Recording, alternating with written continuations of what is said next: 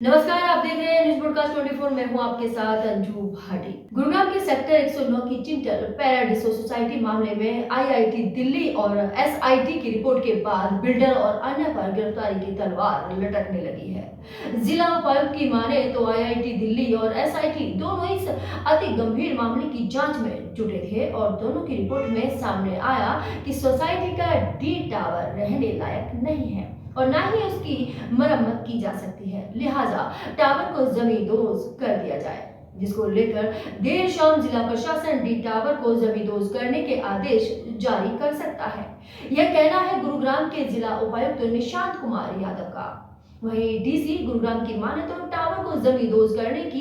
जल्दबाजी नहीं बल्कि योजनाबद्ध तरीके से बिल्डर को इसके बारे में लिखा जाएगा और बिल्डर ही सुरक्षित तरीके से सोसाइटी के डी टावर को जमींदोज करेगा। दरअसल टीसीपी विभाग ने 2 नवंबर 2007 को सेक्टर 109 में तकरीबन 12,000 एकड़ में रिहायशी सोसाइटी विकसित करने के लिए Chintels Paradiso export private limited को लाइसेंस जारी किया था और मार्च 2011 में 9 टावरों के निर्माण के लिए बिल्डिंग प्लान मंजूर किए गए थे, जिसके बाद अगस्त 2016 में 4, 5, 6, 7, 8 नवंबर tower EWS nursery school basement और 2017 में 1, 2, 3 और 9 के कम्युनिटी बिल्डिंग और मार्केट के लिए ओसी जारी किया गया था। देखिए चिंतल वाले मामले में एक हमने इंक्वायरी कमेटी बनाई थी एडीसी की अध्यक्षता में, जिसमें बाकी पुलिस की तरफ से भी और बाकी अन्य विभागों की तरफ से भी लोग थे। उन्होंने फिर उसके पूरे प्रकरण की जांच के लिए आईआईटी दिल्ली को लिखा था। आईआईटी दिल्ली की सुपरविजन में इसकी जांच हुई है और अब जो है उनकी रिपोर्ट प्राप्त हो गई है, जिसमें ये बताया गया है कि जो डी टावर है जिसके कुछ फ्लोर्स हैं उनकी गिरने की घटना हुई थी 10 फरवरी को। उसमें जो फॉल्ट्स हैं वो सामने आए हैं और ये पाया गया है कि वो टावर जो है वो बियॉन्ड रिपेयर है, उसको रिपेयर करना संभव नहीं है और इसलिए उसको क्लोज करके उसको डिमोलिश किया जाना ही उचित होगा। आईआईटी की इस रिपोर्ट प्राप्त होने के बाद में हम बिल्डर को ये इंस्ट्रक्शंस जारी कर रहे हैं डिजास्टर मैनेजमेंट अथॉरिटी के तौर पे कि उस टावर को, चूँकि उसको खाली तो पहले ही करवा लिया गया था, तो उसमें जितने भी फ्लैट ओनर्स हैं उनके साथ सेटलमेंट करे बिल्डर और उस फिर टावर को एक निश्चित समय में उसको डिमोलिश करे और जो उसकी डिमोलिशन की प्रक्रिया रहेगी वो हम इंश्योर करेंगे कि वो सेफली की जाए, ताकि क्योंकि उसके आसपास और भी टावर्स हैं तो वहाँ पे कोई समस्या ना आए। तो प्रशासन की सुपरविजन में उसकी डिमोलिशन की प्रक्रिया की जाएगी। किस तरह की खामियां पाई गई थी और कब डिमोलिश किया जाएगा बिल्डिंग को? क्या कुछ समय सीमा निर्धारित की गई है? देखिए डिमोलिशन का जो इशू है वो अभी बहुत अर्जेंसी नहीं है उसकी, रीज़न बीइंग कि उसको पहले से ही खाली कराया जा चुका है, तो एक पूरी तरीके से टेक्निकल तरीके से उसको एक बार सुपरवाइज़ करके उसके बाद ही डिमोलिशन की प्रोसेस की जाएगी। जहाँ तक खामियों की बात है तो आईआईटी की रिपोर्ट में स्पष्ट किया गया है कि एक तो जो मेंटेनेंस 6th फ्लोर पे जारी थी वो अनमॉनिटर्ड थी और उसमें जो रीइंफोर्समेंट है उसको नुकसान पहुँचाया गया, जिससे जो स्लैब है वो कमज़ोर हो गई और वो स्लैब नीचे वाले फ्लोर पे गिर गई और जैसे ही वो 6th फ्लोर की स्लैब 5th फ्लोर पे गिरी तो 5th फ्लोर की स्लैब पे एक्स्ट्रा वेट आने की वजह से वो भी गिर गई और इस प्रकार से कैस्केडिंग इफेक्ट चालू हो गया। साथ ही ये भी बताया गया है कि जो कंस्ट्रक्शन की क्वालिटी थी वो पुअर थी और उसमें भी जो है क्लोरिनेशन की वजह से रीइंफोर्समेंट कमज़ोर हो गई और कंक्रीट जो है वो भी कमज़ोर हो गया और इस वजह से ये सारा हादसा हुआ। एसआईटी भी बनाई थी आपने, एसआईटी की रिपोर्ट में क्या कुछ स्पष्ट हो पाया अब तक? तो जो हमने एसआईटी बनाई थी उसी का एक हिस्सा आईआईटी से जांच कराना था। एसआईटी को इसके अलावा और भी मैंडेट दिए गए थे। जैसे मैंने बताया पहले मैंडेट तो यही था कि इसकी जांच कराई जाए कि हादसा क्यों हुआ। दूसरा मैंडेट उनका ये था कि जो फिर इसके बाद जो फ्लैट ओनर्स हैं उनको जो है वो सेटलमेंट कराना बिल्डर के साथ, क्योंकि जो फ्लैट ओनर्स हैं उनका एक ये नुकसान हुआ है। तो इसके लिए उस कमेटी ने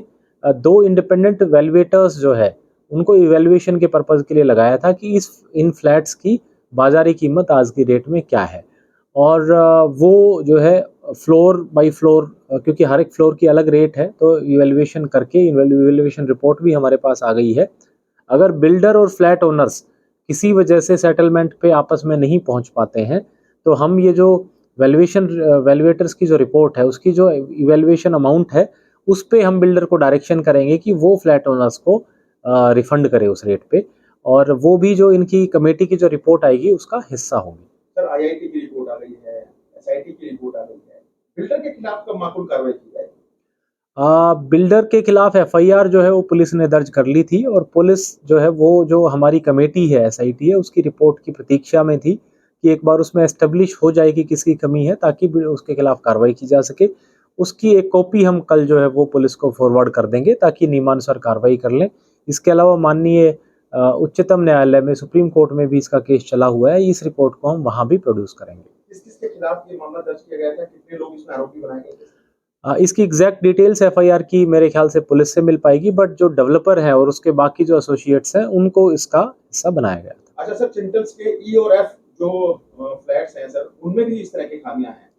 उसको लेकर क्या कुछ आईआईटी की रिपोर्ट में खुलासा हुआ था और क्या वो भी रहने लायक नहीं है, क्या वो भी डिमोलिश की कगार पर पहुंचने वाले हैं सर? जो बाकी टावर्स हैं ई एंड एफ उनकी भी आईआईटी ने यही कहा है रिपोर्ट में कि उनमें भी कुछ खामियां हैं और उनकी भी सैंपलिंग करके उनकी टेस्टिंग भी जारी है। हमें उम्मीद है कि आने वाले 15 से 20 दिन में उसकी रिपोर्ट भी आ जाएगी और उसके बाद ही उस पे हम फर्दर डिसीजन लेंगे। और अगर बीच में ऐसी आवश्यकता पड़ी कि उनको खाली कराया जाए तुरंत, तो उनको तुरंत प्रभाव से खाली कराया जाएगा और बिल्डर को ये निर्देशित किया जाएगा कि उसमें जितने भी फ्लैट ओनर्स रहते हैं लगभग 50 की संख्या में है, उनको ऑल्टरनेटिव फ्लैट्स दिए जाएं या जहाँ पे वो रहेंगे उनको वहाँ का रेंट जो है वो बिल्डर प्रोवाइड करे ताकि उनको फ्री ऑफ कॉस्ट लिविंग की व्यवस्था हो सके। ठीक है सर। वहीं बीते 14 फरवरी को डीटीपी विभाग की शिकायत पर चिंटल पैराडिसो के निदेशक अशोक